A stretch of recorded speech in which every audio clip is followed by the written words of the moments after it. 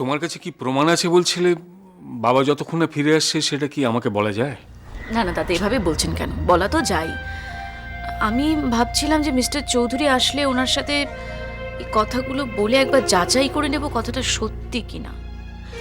অবশ্য আমি নিজের কানে যা শুনেছি, যা দেখেছি, তাতে আমি একেবারে নিশ্চিত কথাগুলো সত্যি।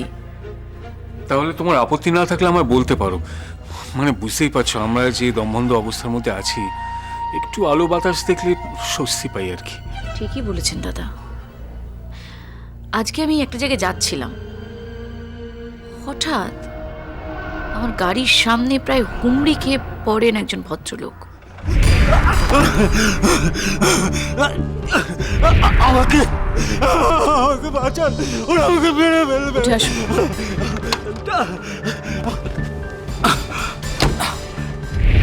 কি বলছো শতরূপা? চেনা নেই জানা নেই একটা লোককে তুমি একেবারে বাড়ির মধ্যে নিয়ে এলে? তুমি একা থাকো, যদি কোনো বিপদ হতো? আরে ঘটনাটা তো লোকটা সাজিয়েও বলতে পারে। না দাদা, আমার বাড়িতে ওই ভদ্রলোককে তুলে নিয়ে এসে আমি যা জানতে পেরেছি তাতে পরিষ্কার বোঝা যাচ্ছে ঘটনাটা সাজানো গোছানো ছিল না। কি জানতে পেরেছো? ওই ভদ্রলোক মানে মহিম হালদার আমাকে একটা ছবি দেখান এবং ওই ছবিটা দেখিয়ে আমাকে বলেন যে এই ভদ্রলোক তাকে প্রায় 10 বছর ধরে একটা ঘরে আটকে রেখেছিল। সুজিত সান্যাল, এই যে শয়তানটার ছবি। 10 বছর সুজিত আমাকে ওর ডেরায় বন্দি করে রেখে দিয়েছিল, আর আর আজ আজ সুযোগ পেয়ে আমি পালিয়ে এসেছি। সুজিত পিসের ছবি? কিন্তু সুজিত পিসের সঙ্গে মহিম হালদারের কি সম্পর্ক? একটা ঘটনার পর ওই মহিম হালদারকে গুম করে রেখেছিল সুজিত সান্যাল। হ্যাঁ, কিন্তু তার সঙ্গে চৌধুরীর বাড়ির কি সম্পর্ক? মহিম হালদারের সঙ্গে কথায় কথায় মিস্টার আদিত্য নারায়ণ চৌধুরীর কথা এসে পড়ে। কি বলছো তুমি? বাবার নাম তো কিছু বুঝতে পারছি না। সুজিত পিসে, মহিম হালদার, বাবা, কিছুই ঢুকছে না আমার মাথায়। সুজিত সান্যালের চক্রান্তে মহিম হালদার খুন হন। মিস্টার চৌধুরীকে ভাবতে বাধ্য করা হয় যে ওই খুনটা, অর্থাৎ মহিম হালদারের খুনটা মিস্টার চৌধুরী করেছেন। মজার কথা হলো মহিম হালদার খুনই হননি, উপরন্তু তাকে গুম করে রাখা হয়েছিল। অথচ এই মিথ্যে কথা বলে প্রায় অনেকগুলো বছর মিস্টার আদিত্য নারায়ণ চৌধুরীকে ব্ল্যাকমেল করা হয়। আশ্চর্য ঘটনা। তোমার কথা যদি সত্যি হয় তাহলে তো সব সমস্যার সমাধান হয়ে যাবে। কিন্তু বাবা নিশ্চয়ই এসব কিছু জানেন না। ঠিক তাই, আর আমি ঠিক সেই কারণে মিস্টার চৌধুরীর কাছে এসেছি। উনি যদি একবার মহিম হালদারকে চিনতে পারেন তাহলে তাহলে। কথা বলার অভ্যেসটা তোমার আর গেল না, তাই না শতরূপা? এর আগের বার দাদাকে নিজের বাবা বলে ক্লেম করে এই বাড়িতে এসে ঢুকলে, আর এখন চৌধুরী বাড়ির সম্পত্তি দখল করবার জন্য সুজিতের ঘাড়ে দোষ চাপাচ্ছ, তাই না? ওর একটা কথা বিশ্বাস করবে না দেবা, ও যা বলছে সব মিথ্যে কথা বলছে। তাই বুঝি?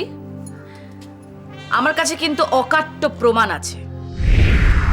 যা বলছি ভালো করে বোঝার চেষ্টা করো। এবার ফেল করলে কেউ কিন্তু বাঁচবে না। আবার বলছি, ভালো করে শুনে নাও।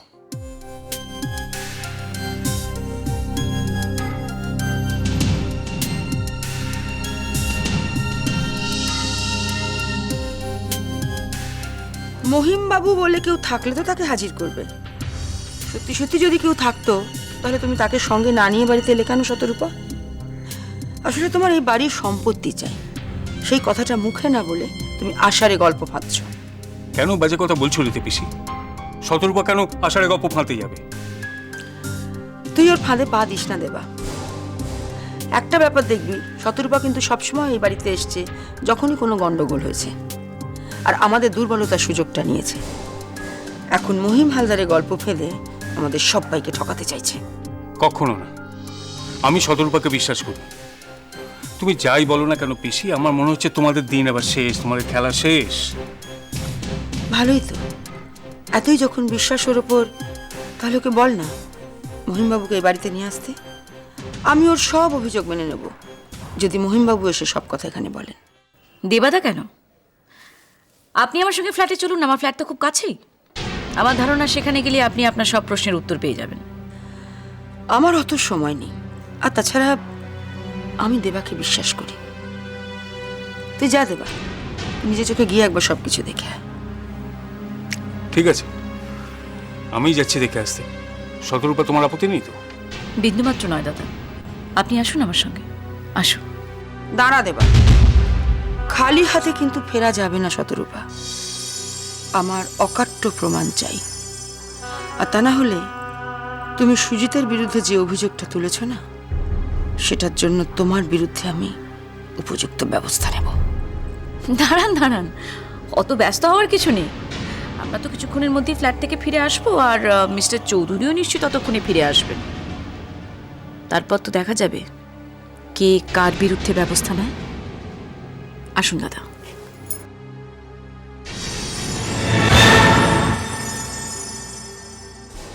হ্যালো ডাক্তারবাবু, আমি পড়ে বলছি। আমি আপনাকে বললাম না যে আমি আমার পেশেন্টকে বাড়ি নিয়ে যাব। না, এখানে তো রিলিজ করছে না। আপনি আগে রিলিজ অর্ডার দিয়ে যাননি।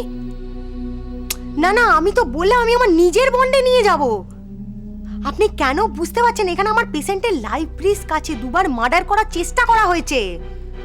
না, আমি ওকে নিয়ে যাব। আপনি রিলিজ করে দিন। কি পুলিশ কেস বলে আপনি ছাড়তে পারবেন না আমার? আর এখানে এই যে ম্যাডাম, শুনুন, আপনি নাকি ওই মেয়েটিকে ছাড়িয়ে নিয়ে যেতে এসছেন? এটাও নিশ্চয়ই শুনেছেন। ডাক্তারবাবু নিশ্চয়ই আপনাকে এটাও কমপ্লেন করেছে যে এই হাসপাতালে মেয়েটার ওপরে দুবার মার্ডার করার চেষ্টা করা হয়েছে।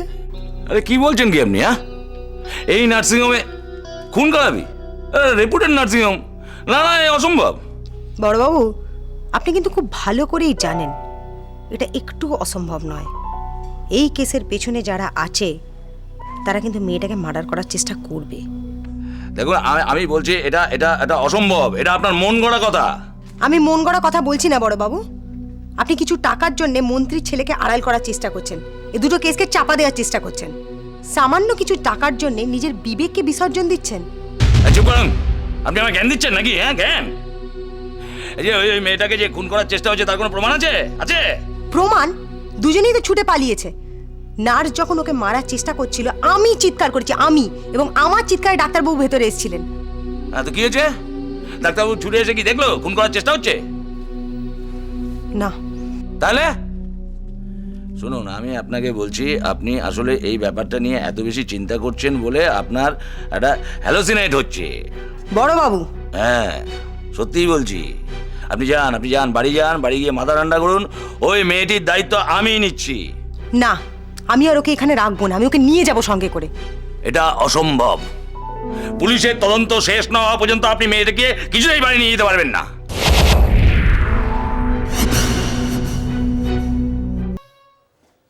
মহিম বাবু,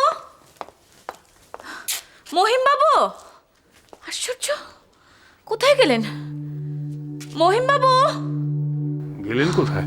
ঠিক আছে, তুমি ব্যস্ত হও না, আমি তো এখন আছি। না না না দাদা, যতক্ষণ না পর্যন্ত ওই মহিম হালদারকে আমি আপনার মুখোমুখি দাঁড় করাতে পারছি, ততক্ষণ পর্যন্ত আমার কোনো শান্তি হবে না। হ্যাঁ, কিন্তু উনি গেলেন কোথায়? মহিমবাবু, মহিমবাবু! আমার আশ্চর্য লাগছে, উনি তো একা কোথাও বেরোতে পারবেন না। তুমি চৌধুরীর বাড়িতে যা বলে এলে সব সত্যি তো? এসব কি বলছেন আপনি দাদা? আপনি কি ভাবছেন আমি মিথ্যাচার করছি? আমি আপনাকে বিশ্বাস করুন, মহিম হালদার ওই ভদ্রলোক এই বাড়িতে, এই তো এইখানটায় বসেছিলেন, ঠিক এই জায়গাটায়। উনি আমাকে সবকিছু খুলে বলেছেন নিজের মুখে। আপনি বিশ্বাস করুন, আমি একটা কথাও বানিয়ে বলিনি। কিন্তু উনি যদি সত্যি সত্যি সুজিত পিসের খপর থেকে বেরিয়ে এখানে এসে থাকেন, তো গেলেন কোথায়? তোমার ফ্ল্যাট তো চাবি দেওয়া ছিল। সদরূপ, আমি তোমার সঙ্গে খুব বড় মুখ করে বেরিয়েছিলাম, কিন্তু এখন তো দেখছি ব্যাপারটা তো আমার কাছে আশ্চর্য লাগছে। কি হলো বলুন তো দাদা? আচ্ছা, সত্যি কি মহিম হালদার বলে কেউ ছিল, নাকি ওটা তোমার মনের ভুল? কি বলছেন দাদা? একটা জলজ্যান্ত মানুষ, আমি তাকে গাড়িতে তুললাম, আমার সঙ্গে সে এলো, এই ঘরে বসলো, আর সেরকমভাবে উধাও হয়ে যাবে? না না, এর পেছনে নিশ্চয়ই কোনো ঘটনা আছে, নিশ্চয়ই কোনো গন্ডগোল আছে দাদা। দেখো, কি গন্ডগোল আছে সেটা তো আমি জানি না, কিন্তু আমি যদি কোনো প্রমাণ না পাই তাহলে ফিরে গিয়ে তো আমাকে সেই কথাই বলতে হবে। আমি তো মিথ্যে কথা বলতে পারবো না। আমার এত অসহায় লাগছে, আপনি বিশ্বাস করুন, আমি একটা কথাও বানিয়ে বলছি না। লোকটা এই ঘরেই ছিল। কিন্তু তার প্রমাণ কই শতরূপা? বাবাকে বলিনি? বাবাকে বলে এলে কি কাণ্ড হতো বলো তো? বাবা যদি আমারই মতন সব সত্যি বলে ধরে নিত তোমার কথা, তাহলে তো ভীষণ আঘাত পেতেন। এখন তো দেখছি রীতা পিসির কথাই সত্যি হলো। নমস্কার, আজ 10:30টার আকাশবার্তায় আপনাদের স্বাগত। প্রথমেই দেখে নিন আজকের হেডলাইন। মুম্বাই হামলায় যোগসাজশ নিয়ে তদন্তের অগ্রগতি ভারতকে জানালো পাকিস্তান। ভারতের পক্ষ থেকে কূটনৈতিক চাপ দেওয়া হবে। মিডিয়া খবরটা জানলো কি করে? ইভিএমে কারচুপি মিডিয়া অভিযোগের ব্যালট পেপারে ভোট খবরটা ধামাচাপা দেওয়ার ব্যবস্থা করো। জোট না হলে একলা চলার বন্ধ করো টিভিটা। একটা কাজও ঠিক হচ্ছে না।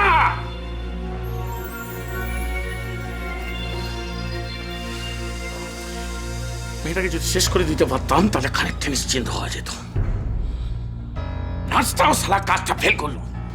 স্যার আর কাউকে চেষ্টা করে দেখবো স্যার? না,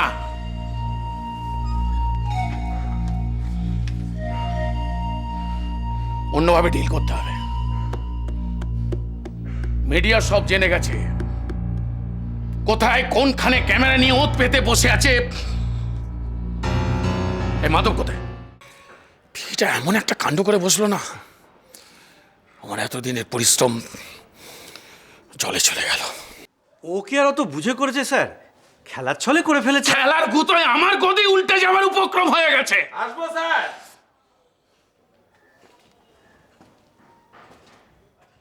শুনেছ?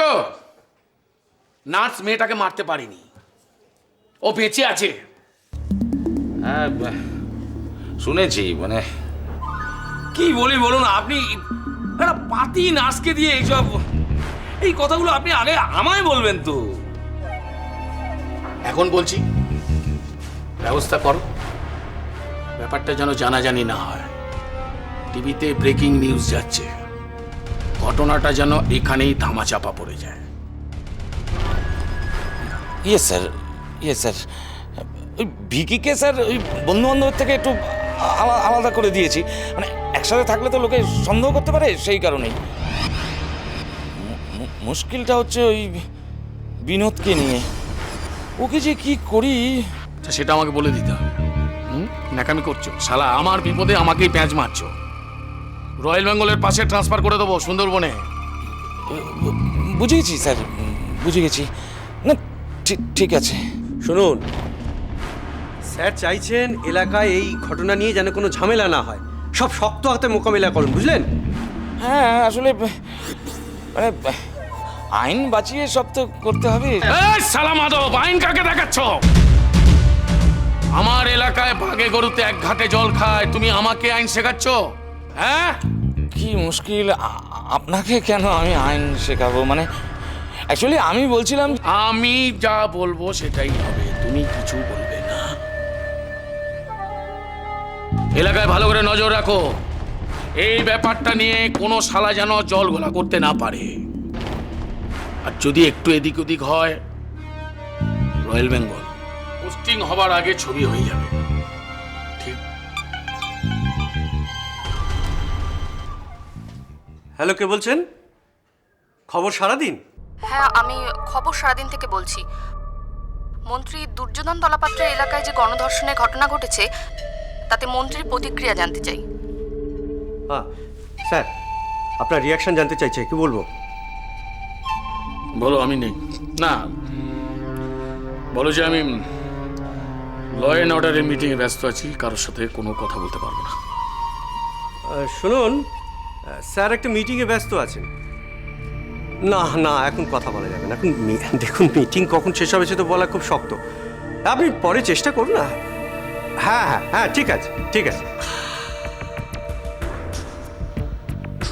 কেসটা ক্রমশ হাতের বাইরে চলে যাচ্ছে। আমার গায়ে কাদা লাগলে আমি কাউকে ছাড়ব না, কাউকে না। রূপা, ঠিক আছিস তুই? শোন, এটা হলো আমার বাড়ি, হ্যাঁ? এখানে তুই একদম সুরক্ষিত। এখানে তোর কেউ কোনো ক্ষতি করতে পারবে না। ওরে ওরে তুমি আমাকে ফেলে যেও না। তুই পাগল হয়েছিস? তোকে এই অবস্থায় ছেড়ে আমি কোথায় যাবো? তুই এ বাড়িতেই থাকবি। তুই সুস্থ ফুস্থ হয়ে যা, তারপরে ভেবে দেখা যাবে। এটা এখন তোর বাড়ি। একটু একটু জল দেবে আমাকে? জল খাবি? দাঁড়া আমি নিয়ে আসছি। এই বান্টি, তাড়াতাড়ি এসো। শোনো, আমি একটু জল নিয়ে আসছি, তুমি এখানে বসে দিদিটার খেয়াল রাখো। মা মেয়েটা কে রে? এটা একটা দিদি হয়। এই দিদিটা হলো আমার বন্ধু। দিদিটার খুব শরীর খুব খারাপ। হ্যাঁ, তুমি এর পাশে বসো আর এর দেখাশোনা করো, বেশি কথা বলো না। হ্যাঁ, মাথা খেও না। দাঁড়া আমি আসছি।